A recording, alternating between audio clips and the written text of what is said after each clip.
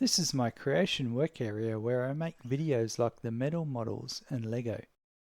In this setup I use 6 LED lights and they have one very frustrating design feature where the power and brightness buttons are in the middle of the cable.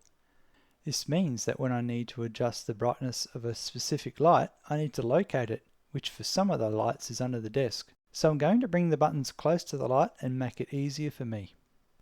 I also recently purchased this ProTech TS1648 soldering station that has a 60 watt soldering iron and a 300 watt hot air gun, which I wanted to get familiar with, so this is the perfect project for just that. First up is to remove this plastic diffuser sheet which reveals the LED panel behind it. On the back is the 6 screws I need to remove so I can get access to the LED panel and wiring. Once the front panel is removed, there are 4 screws holding up the LED panel in place. With the screws removed, the panel easily comes out and I pull through some excess cable so the frame can be put to one side. Next up is to use my soldering iron to heat up the solder connecting the wires to the LED panel and use the solder sucker to suck up the liquid solder. This is sometimes an easy task and other times very fiddly. With most of the solder now removed, I use some isopropyl alcohol to clean up the mess I just made on the LED panel.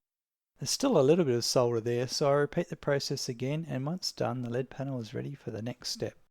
I now pull the remaining cable through the panel frame and work out exactly where I need to cut the cable.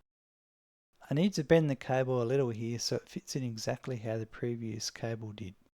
With my nice sharp hobby knife, I remove the outer sheath of the cable to expose the negative and positive wires. Using my wire strippers, I remove the ends of the 2 wires to expose the copper wire inside.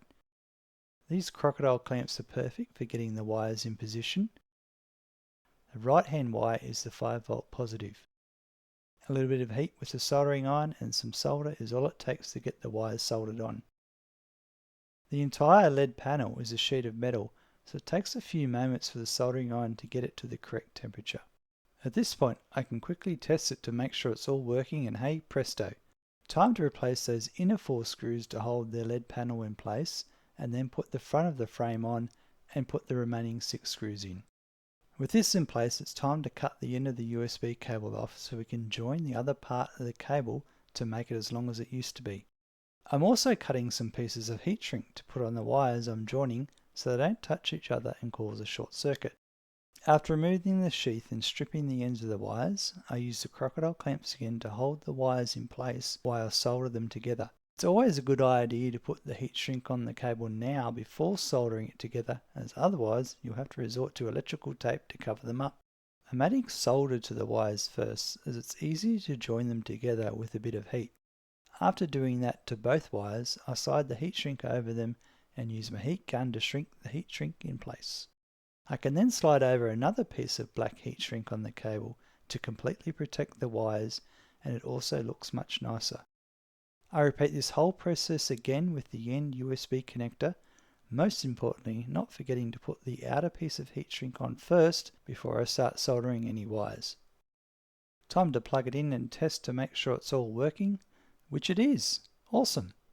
Now I just need to repeat this process 5 more times for the remaining lights and I'll be done. That's all there is for this video. I hope you enjoyed my little DIY session. Let me know your thoughts in the comments below.